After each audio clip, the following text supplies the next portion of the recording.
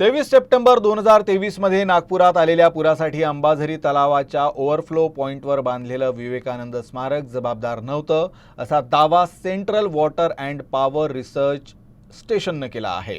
हा दावा केंद्राने नागपूर मनपाला दिलेल्या अहवालात केला आहे।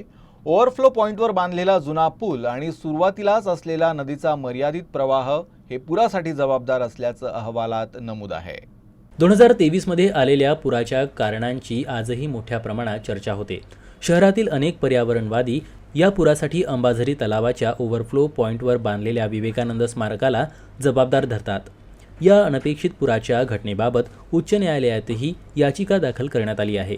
नागपूर महानगरपालिकेनं केंद्रीय जल आणि वीज संशोधन केंद्राला पूर परिस्थितीची चौकशी करण्याची विनंती केली होती।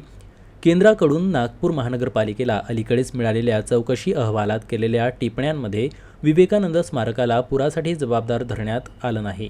उलट स्मारकासमोरील छोटा पूल आणि सुरुवातीला नदीची असलेली अरुंद रुंदी याला यासाठी जबाबदार धरण्यात आलं। पुलाचा संकीर्ण मार्ग हे पुराचं मुख्य कारण होतं असं अहवालात नमूद आहे, कारण त्यामुळे केवळ पाण्याच्या प्रवाहातच अडथळा झाला नाही, तर पाणी नदीच्या सीमेवरून रस्त्यावर येऊन निवासी भागात शिरलं।